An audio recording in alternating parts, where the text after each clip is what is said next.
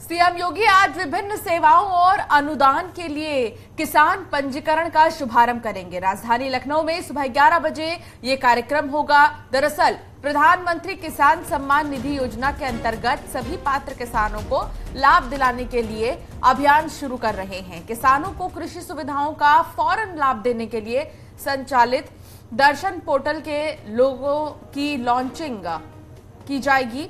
इसके अलावा औद्योगिक विकास के लिए उद्योगों को जमीन उपलब्ध कराए जाने हेतु प्लेस पार्क योजना के अंतर्गत अलीगढ़, सहारनपुर और कानपुर देहात में निजी औद्योगिक पार्कों के विकास के लिए डेवलपर्स को सीएम योगी 1,698,98,000 की पहली किश्त देंगे। शाम 5 बजे कार्यक्रम होगा।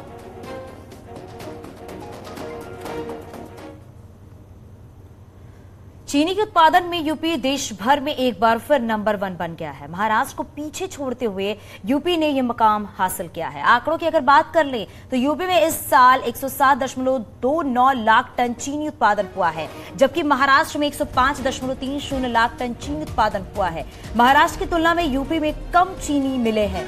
गन्ना किसानों को योगी सरकार जिस तरह से बढ़ावा दे रही है, उसका नतीजा ये है कि यूपी नंबर 1 बना है।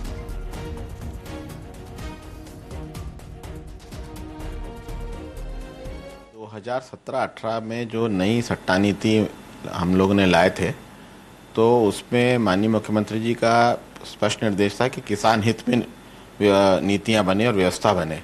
उसमें जो हम लोगों ने 2 साल का औसत, 3 साल का औसत और 5 साल का औसत, जो किसान के उपज के 3 औसत है, 2, 3, 5, उसमें जो सर्वाधिक औसत है वो किसान का औसत बनेगा। और उसके फलस्वरूप क्या हुआ कि किसान का कभी कभी ये हो जाता है कि 2 साल में 1 साल किसान ने उस उपज को नहीं लिया, बीमारी के कारण या कोई भी व्यक्तिगत कारण से, या बारिश अत्यधिक हो गई या बाढ़ तूफान आ गया, तो उसका नुकसान होता। तो उसका आधा निर्धारण होता था बेसिक कोटा। तो उसके कारण ये जो नया फॉर्मूला हमने डिवाइस किए थे, उसमें प्रदेश का जो बेसिक कोटा है पूरे प्रदेश का, वो 650 लाख टन हम पेरते थे, और बेसिक कोटा पूरे प्रदेश का करीब 1000 लाख टन बनता था। वो सीधा 650 लाख टन से बढ़ के 1000, मतलब हम लोग का पेराई जो है 650 लाख टन से बढ़ के 1110-120 लाख टन पेराई होने लगी। तो लगभग दुगना पेराई होने लगा। केंद्रीय मंत्री डॉक्टर महेंद्र नाथ पांडे ने चंदौली में जनता और कार्यकर्ताओं से संवाद स्थापित किया है। इस दौरान उन्होंने लोगों की समस्याएं सुनी और इसके समाधान की कोशिश भी की है।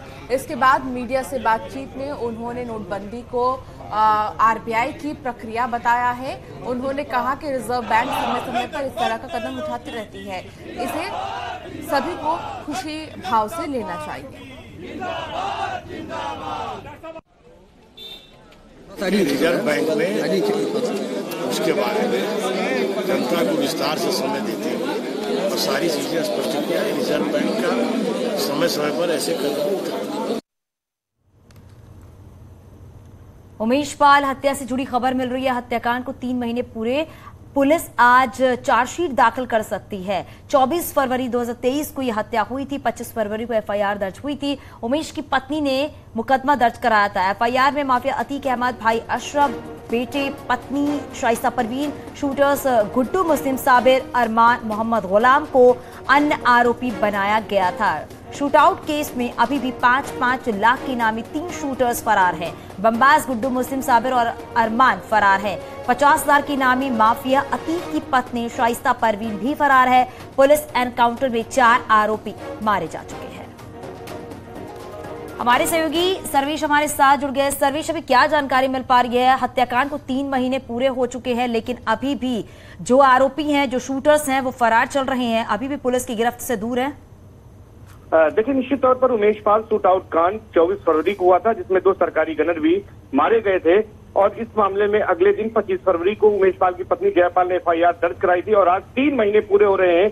माना ये जा रहा है सूत्रों के मुताबिक कि आज पुलिस, धूमनगंज थाना पुलिस जो मामले की विवेचना कर रही थी, वो इस मामले में आज चार्जशीट दाखिल कर सकती है। और सबसे बड़ी बात यह है कि अभी 3 फरार हैं, जिनमें बमबाज गुड्डू मुस्लिम, साबिर और अरमान तीनों फरार हैं और तीनों पर 5-5 लाख का इनाम घोषित है। इसके साथ ही साथ अतीक अहमद की पत्नी शाइस्ता परवीन जो कि नामजद अभियुक्त है वो भी फरार है और उन पर 50,000 का इनाम है। तो कुल मिलाकर अभी इसमें 4 आरोपी फरार है। इसके अलावा अन्य लोगों के जिनकी विवेचना में नाम सामने आए थे उसमें से अतीक अहमद की बहन आयशा नूरी भी फरार है। लेकिन फिलहाल अभी जो 5-5 लाख के शूटर्स और शाइस्ता ये जो 4 नामजद लोग हैं ये फरार हैं। लेकिन अब चूंकि 3 महीने पूरे हो रहे हैं तो पुलिस के सामने चुनौती है कि इस मामले में चार्जशीट दाखिल करे ताकि इसमें आगे की कार्रवाई हो। बिल्कुल, आगे की कार्रवाई के लिए भी काम करना है। बहुत शुक्रिया सर्वेश जानकारी साझा करने के लिए। और यहां रुकना होगा एक छोटे से ब्रेक के लिए।